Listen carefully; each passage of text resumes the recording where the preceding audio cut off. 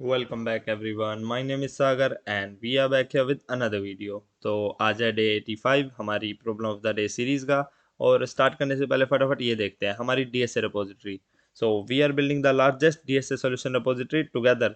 तो यार आप इसको स्टार मार्क कर लेना क्योंकि सिर्फ आपका ही फायदा होगा, इसमें मेरा कोई फायदा नहीं होगा। आपको इसे स्टार क्यों मार्क करना है? सबसे पहला रीजन, इसमें आपको काफी सारे सोल्यूशन मिल जाएंगे जो भी हमारे डीएसए की प्रॉब्लम होती है उनके। तो या तो लीड कोड की हो या फिर जीएफजी या इंटरबिट। सिर्फ डेली प्रॉब्लम नहीं, जो भी और भी हमारे पास काफ़ी सारे क्वेश्चन है उनके यहाँ पे आपको सोल्यूशन मिल जाएंगे, डायरेक्ट सोल्यूशन आपकी लैंग्वेज में। तो सबसे पहले आपको इस पेज पे आ जाना है, इसका लिंक आपको डिस्क्रिप्शन में मिल जाएगा और यहाँ पे आगे इसे स्टार मार्क कर लेना ताकि आपको इसे बार बार ढूंढना ना पड़े। और अगर आप किसी भी प्रॉब्लम में फंस रहे हो तो सबसे पहले आपको करना क्या है, यहाँ पे आगे कंट्रोल एफ दबाओ और अपनी प्रॉब्लम का नाम लिखो, 9 डिवाइजर। जैसे ये काफ़ी फेमस प्रॉब्लम हमने करी थी, ये जीएफजी का पीओटीडी था। तो इसका यहाँ पे सीपीवी में सोल्यूशन पड़ा है और जावा में पड़ा है। तो अगर आप किसी प्रॉब्लम में फंस रहे हो, आपको उसका सोल्यूशन नहीं मिल रहा है, तो एक बार यहाँ पे आके चेकआउट कर लेना, क्या पता यहाँ पे उसका सोल्यूशन पड़ा हो। और अगर नहीं भी पड़ा है तो आपके लिए काफ़ी अच्छा मौका होने वाला है ओपन सोर्स में कंट्रीब्यूट करने का। तो अगर यार किसी प्रॉब्लम का यहाँ पे सोल्यूशन नहीं पड़ा हुआ है बट आपने उसको सोल्व कर लिया, आपके पास उसका सोल्यूशन है, तो आपको करना क्या है, यहाँ पे add file, create new file, और यहाँ पे आके एक सेकेंड। तो यहाँ पे बेसिकली बस आपको अपनी प्रॉब्लम का नाम लिखना है और लास्ट में डॉट जावा डॉट सीवीवी, जो भी आपकी लैंग्वेज में सोल्यूशन है वो लास्ट में एक्सटेंशन जरूर लगा देना और यहाँ पे अपना कोड लिख देना और फिर पुल रिक्वेस्ट डाल देना। और अगर आपका कोड सही चल रहा हुआ तो मैं आपकी पुल रिक्वेस्ट एक्सेप्ट भी कर लूँगा और उससे क्या होगा, आपका कोड इस रेपोजिटरी में दिखने लग जाएगा और आपका कोड अब पब्लिक में अवेलेबल है। और साथ साथ ये भी लिखा आएगा कि इस कोड को आपने कंट्रीब्यूट करा है। तो इससे आपका कंट्रीब्यूटर्स में नाम भी आ जाएगा और अगर आपका कोड अच्छा हुआ तो लोग उसे यूज़ कर रहे होंगे और आपको पब्लिक में अप्रिसिएशन भी मिलेगी। और यार सिर्फ नया कोड नहीं, अगर आपके पास किसी भी प्रॉब्लम की एक नई अप्रोच है, जैसे ये वाली प्रॉब्लम है, ये लीड कोड की एक प्रॉब्लम है, इसके पास इसके इस क्वेश्चन के लिए आपके पास एक नई अप्रोच पड़ी है, तो आपको करना क्या है, इस फाइल में आके इसको बस एडिट कर देना और लास्ट में अपनी अप्रोच एक्सटेंड कर देना, अपेंड कर देना, ठीक है। तो उससे भी आपका नाम उस क्वेश्चन के लिए आने लग जाएगा, उस क्वेश्चन के कंट्रीब्यूटर्स में। तो यहाँ पे देखो काफ़ी सारे नए कंट्रीब्यूटर्स आ रहे हैं और हमारे पास डेली नई नई प्रॉब्लम के सोल्यूशन ला रहे हैं। तो जाओ आप भी जाके कंट्रीब्यूट करो। तो और अब आज की क्वेश्चन की बात करते हैं, क्वेरीज ऑन अ मैट्रिक्स।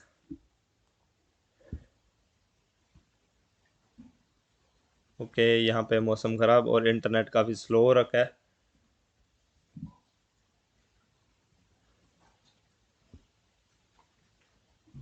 तो ये क्वेश्चन गिवन तो है हार्ड, बट ये कोई ऐसे हार्ड प्रॉब्लम नहीं है, ये मीडियम लेवल की हम कह सकते हैं, क्योंकि ये मीडियम लेवल की भी नहीं कह सकते क्योंकि जो इनके कंस्ट्रेंट गिवन है, यहाँ पे कंस्ट्रेंट तो ठीक है बट अगर हमने यहाँ पे इसको ब्रूट फोर्स से हमारा चलाया था ना, जो हमारी ब्रूट फोर्स अप्रोच आई वो भी यहाँ पे एक्सेप्ट होगी थी। तो अगर इसको ब्रूट फोर्स से एक्सेप्ट करनी थी तो यार ये मीडियम लेवल का क्वेश्चन भी नहीं है, ये इजी लेवल का क्वेश्चन बन जाते हैं, क्योंकि इसमें गिवन क्या है, you are given a matrix of dimension n cross n, all the cells are initially zero. तो हमारे पास एक स्क्वायर मैट्रिक्स गिवन है और you are given Q queries which contains four integer A B C D. जो A B है वो top left corner है और जो सी डी है वो बॉटम राइट कॉर्नर है हमारी एक सब मैट्रिक्स का। And all the cells of the submatrix have to be incremented by one. तो हमें एक रेंज गिवन होगी ए बी सी डी, जो हमारे एक टॉप लेफ्ट होगा एक बॉटम राइट होगा, उसके बीच में जितने भी हमारे सेल आएंगे उनको हमको +1 करना है, ठीक है। और हमें क्यों क्वेरीज सब ये क्वेरीज परफॉर्म करने के बाद हमें अपनी एक मैट्रिक्स रिटर्न करानी है कि कौन कौन सी वैल्यूज हमारी प्लस प्लस होंगी। तो इसमें ब्रूट फोर्स अप्रोच क्या है, हम एक एम्प्टी मैट्रिक्स बना लेंगे जावा में, उसमें डिफॉल्ट वैल्यूज सारी जीरो ही होंगी। तो एन क्रॉस एन साइज की हम मैट्रिक्स बना लेंगे और फिर हम क्यों क्वेरीज में ट्रेवर्स करेंगे और क्वेरीज में आने के बाद हम ये ए बी ले लेंगे, ये सी डी ले लेंगे।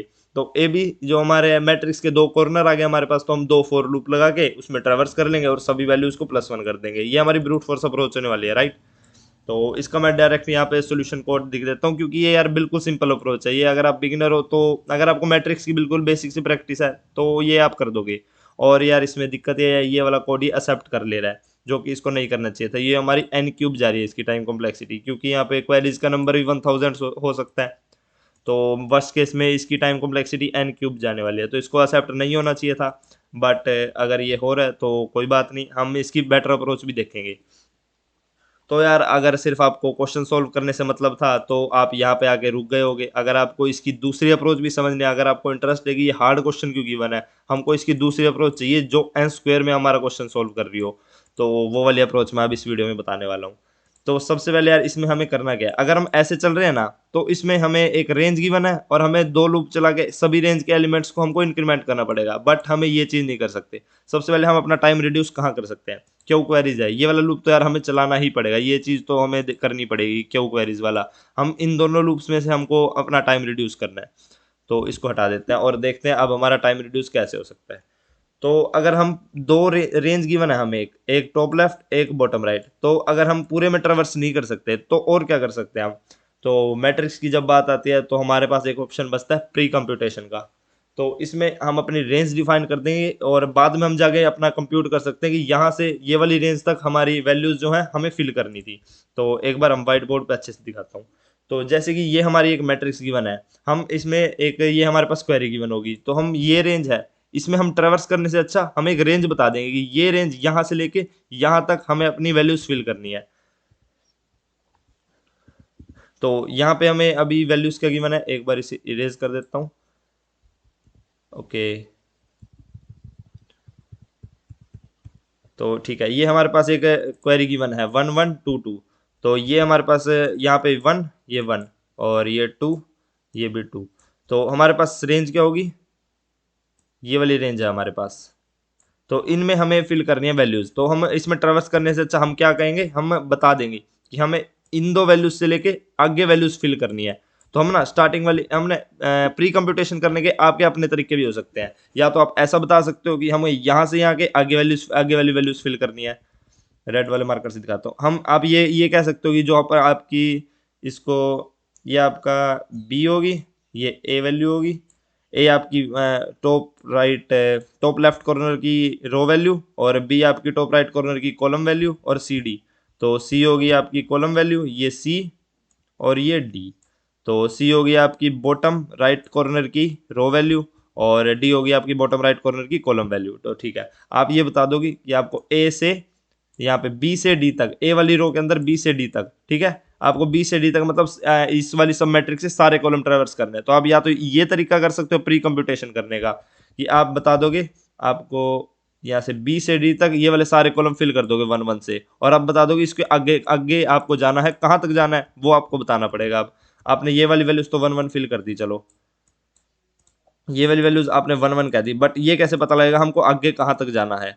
तो आगे कहाँ तक जाना है वो आप बता सकते हो यहाँ पे -1 करके, यहाँ पे -1 जो भी वैल्यूज होंगी आपको बस उसमें डिक्रीमेंट कर देना है। तो वो चीज़ यार अब कैसे पता लगेगी, यहाँ पे सी है, तो इससे अच्छा मैं आपको कॉलम वाला तरीका बता देता हूँ। कॉलम वाला तरीका थोड़ा समझने में ज़्यादा आसान रहेगा।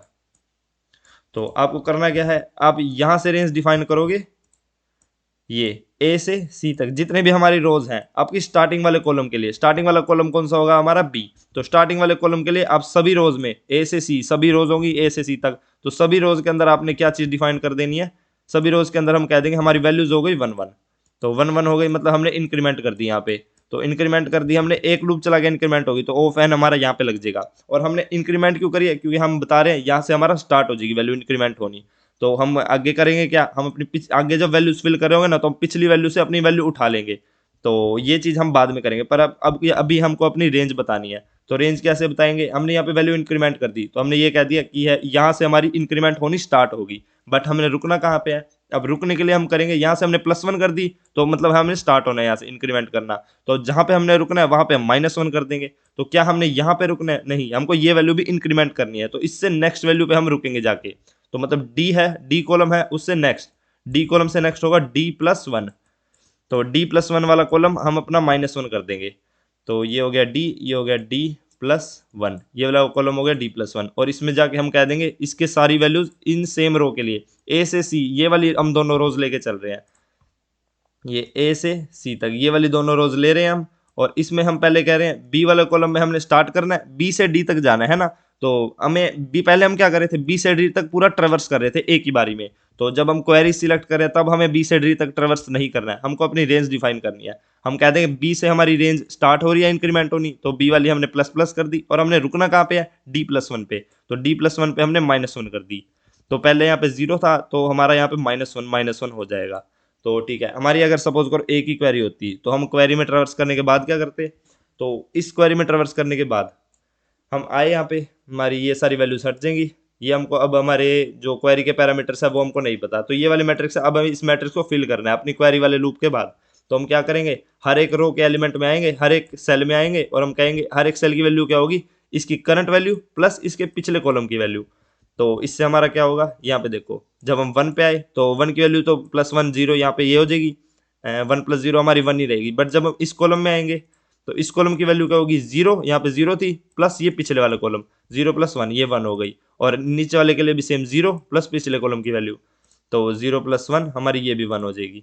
और जब ये -1 की वैल्यू आई तो -1 प्लस पिछला कॉलम -1 + 1 ये हमारी 0 हो जाएगी।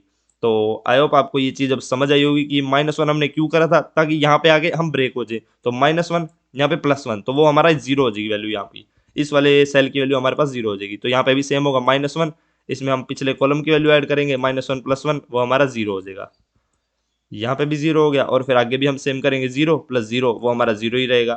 तो बस हमने अब सभी कॉलम्स में सभी सेल्स में ट्रावर्स करना था, और हर एक सेल की वैल्यू क्या होगी, पिछले वाले करंट वैल्यू प्लस उसके पिछले सेल की वैल्यू। तो इससे हमारा एंड में जाके हमको क्या दिख रहा है, एक सेकेंड यहाँ पे फिल करके दिखाता हूँ।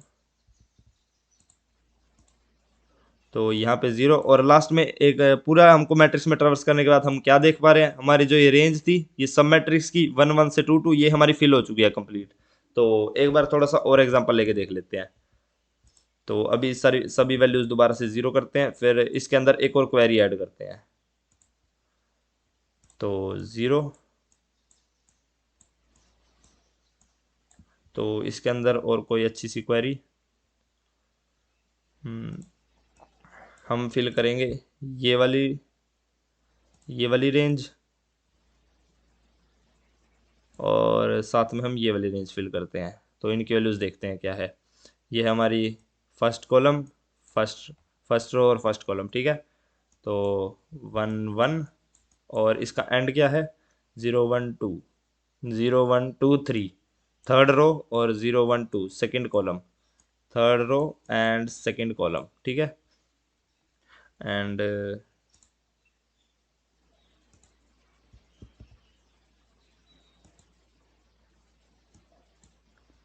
तो इसके बाद हमारी दूसरी रेंज क्या थी, ये वाली रेंज। तो इसके अंदर वैल्यूज़ क्या है, स्टार्ट हो रही है ये सेकंड सेकंड सेकंड सेकंड से स्टार्ट हो रही है, second row second column, second row second column, and हो रही है वो इस कॉर्नर पे। तो ये वाला कॉर्नर कौन सा है, थर्ड, थर्ड रो और थर्ड कॉलम, ठीक है। Third row and third column, तो हमें ये वाली वैल्यूज अब फिल करनी है। अब हमारे पास दो क्वेरीज है, तो दोनों क्वेरीज में हम अपनी क्वेश्चन में हम अपनी अप्रोच में कर क्या रहे हैं, सबसे पहले यहाँ पे वैल्यूज रख ही देते हैं, चलो 1 2 3 1 2। तो ठीक है, इसके अंदर हम कर क्या रहे हैं, सबसे पहले हमने एक क्वेरी उठाई, तो 1 1 हम क्या कर रहे हैं, सबसे पहले हम अपनी रो फिल कर रहे हैं, ठीक है, जो हमारी रेंज में रो है। तो सबसे पहले हमारी रेंज क्या आ रही है, पहले वाली की रेंज क्या है, 1 1 से 3 तक। तो पहली हमारी रेंज क्या है, 1 से 3 तक, ये हमारी रेंज है पहले वाली क्वेरी की, ठीक है। तो हम क्या कर रहे हैं, सभी रोज फिल कर रहे हैं इस क्वेरी के अंदर, और फर्स्ट कॉलम वाली। तो हमारा स्टार्टिंग कॉलम कौन सा है, 1। तो इसके अंदर ABCD वैल्यूज हम अपनी साइड में लिख लेते हैं। ए क्या है हमारी 1, बी है हमारा 1, सी 3 है, और डी है हमारा 2। तो अब इसको थोड़ा कोड की फॉर्म में समझते हैं, हम कोड में क्या कर रहे होंगे। डी हमारी वैल्यू आ रही है 2। तो सबसे पहले हमने करना क्या है, अपनी रेंज फिल करनी है सभी रोज की। तो सभी रोज हमने फिल करनी है। तो हमारी फर्स्ट रो की स्टार्टिंग कौन सी है, ए, रो की एंडिंग कौन सी है, सी। तो ए से सी तक, ए से सी तक हमने सभी स्टार्टिंग वाले कॉलम में सभी वैल्यूज, स्टार्टिंग वाला कॉलम कौन सा है, बी। तो ए से सी तक हमने सभी बी वाले कॉलम की वैल्यू हमने इंक्रीमेंट कर देनी है 1 से। तो ठीक है, ये चीज करते हैं, ए से सी तक, ए है हमारा 1, सी है हमारा 3। तो ये वाला, और हमारा ये बी की वैल्यू है 1। तो 1 वाले कॉलम में ए से सी तक सभी वैल्यूज को इंक्रीमेंट कर देना है 1 से। एंड उसके बाद हमको क्या करना है, अब अपनी स्टार्टिंग रेंज तो बता दी, अब हमने एंड कहाँ पे होना है वो चीज़ देखते हैं। हमारा लास्ट कॉलम कौन सा है, डी। तो लास्ट कॉलम अगर डी है तो हमको डी वाली वैल्यू भी फिल करनी है। तो हम स्टॉप कहाँ पे करेंगे, D+1 पे। तो D+1 है हमारा 3। तो ये हमारा डी हो गया यहाँ पे, ये हमारा बी था, बी, ए, ये हमारा सी, और ये है हमारा डी। ओके, डी हमारा 2 है, डी हमारा यहाँ पे ए है, यहाँ पे सी है, तो ए से सी तक हमने बी कॉलम वाली सारी वैल्यूज को इंक्रीमेंट कर दिया। अब हमको डिक्रीमेंट कहाँ पे करना है, डी+1 पे। तो ये होगा हमारा डी+1, और हम ये से ए से सी तक डी+1 पे सभी कॉलम को -1 कर देंगे। यहाँ पे -1, यहाँ पे, यहाँ पे, तो -1 -1 -1। तो ठीक है, इसके बाद ये हमारी फर्स्ट क्वेरी हो गई। अब तो सेकंड क्वेरी अब देखते हैं। पहले हमें सभी क्वेरीज परफॉर्म करनी है, उसके बाद हम अपनी मैट्रिक्स में वैल्यू इंक्रीमेंट या डिक्रीमेंट करेंगे। तो इसके बाद हमारी रेंज का कौन सी जाएगी, तो अब हमारी रेंज है 2 2, ए की वैल्यू है 2, बी की वैल्यू है हमारे पास फिर से 2, सी की वैल्यू है 3, और डी की वैल्यू भी हमारे पास 3 है। तो मतलब हमको रेंज कौन सी हमारी रोज की, ए से सी, तो मतलब 2 से 3 तक। तो ये हमारी रेंज हो गई 2 से 3, ये हमारा ए हो गया, ये हमारा सी हो गया, 2 से 3 तक हमारी रेंज हो गई। एंड हमें कौन सा कॉलम फिल करना है पहले, बी वाला। तो बी वाला कॉलम हमारा ये है, ये हमारा बी है, और ये हमारा डी है। ठीक है, तो हमें अभी बी वाला कॉलम फिल करना है, मतलब हमें ये वाला कॉलम फिल करना है, बट हमारी रेंज कौन सी है, ये वाली। तो हमको ये दोनों एलिमेंट्स को हमको +1 करना है, ये और ये। तो +1 +1, 0 से ये 1 हो गए। और हमको अब एंड वाले को हमने डिक्रीज करना है, हमारा एंड कहाँ पे करना है, हमने डी वाले को भी फिल करना है, तो एंड होगा हमारा D+1 पे। तो डी की वैल्यू है हमारे पास 3, तो डी हमारे पास यहाँ पे 3 है, तो मतलब ये वाला कॉलम है डी। तो इससे नेक्स्ट वैल्यू को हमको डिक्रीज करना है। तो इससे नेक्स्ट वैल्यू मतलब ये D+1 हमारे पास ये कॉलम होया, D+1 हमारे पास ये हुआ, तो ए और सी, तो ये वाली दोनों वैल्यूज को हमको डिक्रीमेंट करना है।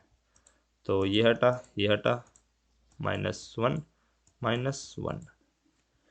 तो ठीक है, चलो ये हमारा अब दोनों वैल्यूज फिल हो चुके हैं, दोनों क्वेरीज हमारी परफॉर्म हो गई है। अब इसके बाद हम अपनी मैट्रिक्स में ट्रांसवर्स कर लेते हैं, और सेम काम हम करेंगे। किसी भी सेल के अंदर वैल्यू क्या आएगी, उसकी करंट वैल्यू प्लस उसके पिछले कॉलम की वैल्यू।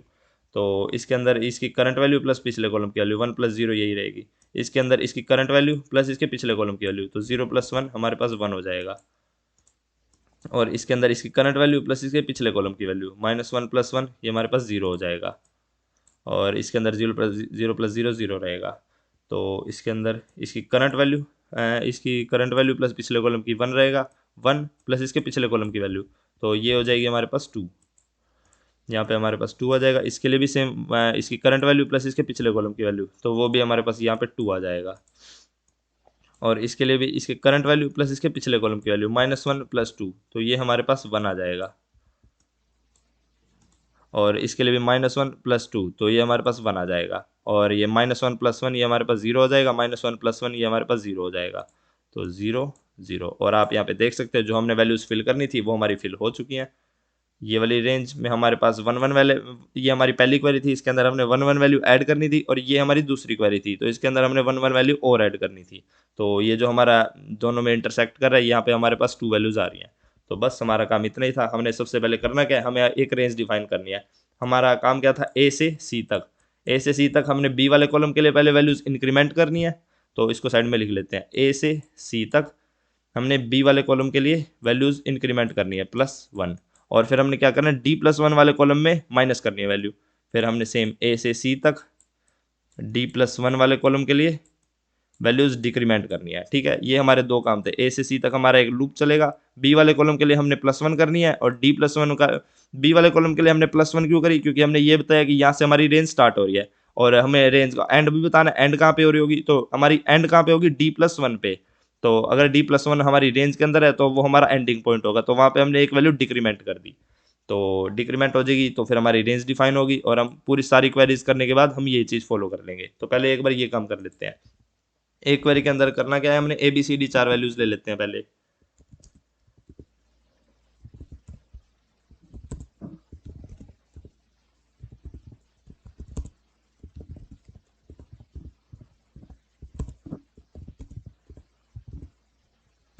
तो हमारी चारों वैल्यूज आ चुकी है। अब हमने एक लूप चलाना है, जिसके अंदर हम करेंगे क्या, लूप कहाँ से चलाना है, ए से सी तक के लिए।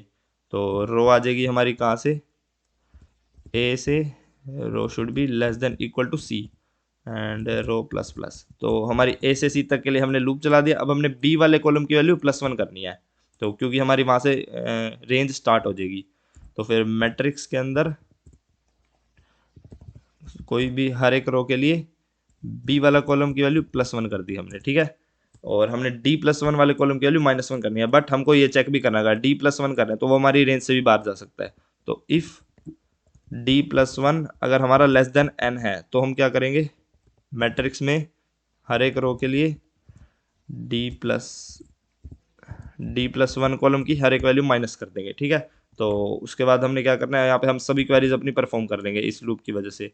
तो हर एक क्वेरी के बाद हमने क्या करना है, अब इसके बाद हमारा काम क्या था, हर एक सेल की वैल्यू क्या होगी, उसकी करंट वैल्यू प्लस उसके पिछले कॉलम की वैल्यू। तो क्या किया हम, क्योंकि हम यहाँ पे ये चीज़ कर रहे थे, यहाँ पे हमने वैल्यू फिल नहीं करी थी तो यहाँ पे 0 आ गया था, तो इसकी वैल्यू प्लस इसके पिछले कॉलम की वैल्यू, तो यहाँ पे 1 आ जाएगा, यहाँ पे ये 1 आ जाएगा। उसके बाद जब यहाँ पे -1 था तो हम कहेंगे -1 प्लस ये 1 प्लस इसके पिछले कॉलम की वैल्यू, ताकि हमारी रेंज यहाँ पे एंड हो जाए। तो -1 + 1 यहाँ पे इफेक्ट खत्म हो जाए और यहाँ पे 0 आ जाए। तो अगर यहाँ पे 0 आ गया तो आगे वाले के लिए भी, किसी के लिए भी इफेक्ट नहीं चलेगा।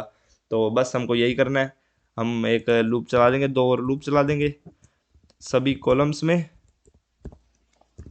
कॉलम हमारा 1 से स्टार्ट होगा, क्योंकि हमको पिछले कॉलम की वैल्यू चाहिए, तो हम 0 से पिछले कॉलम की वैल्यू ले नहीं सकते, तो हमारा कॉलम 1 से स्टार्ट होगा। तो 1 कॉलम से स्टार्ट करेंगे हम, and column should be less than n। और सभी रोज के लिए हम क्या करेंगे,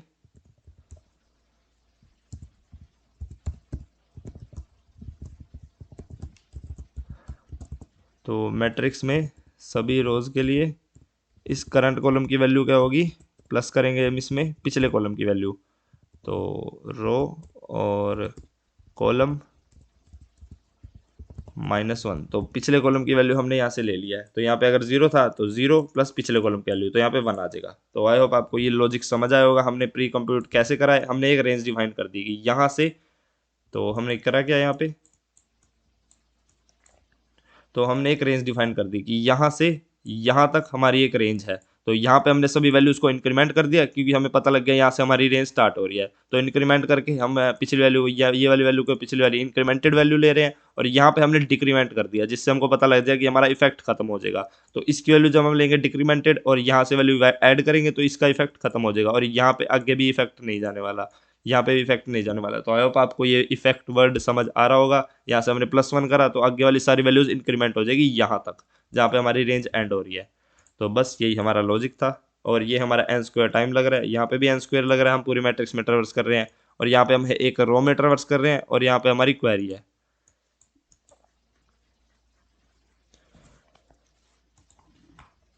यहाँ पे हमारी क्वेरीज डॉट लेंथ इनटू जितनी हमारी क्वेरी की रेंज होगी वो, और वो वर्स्ट केस में हमारी n हो सकती है, ये भी हमारे पास n हो सकती है क्वेरीज की लेंथ।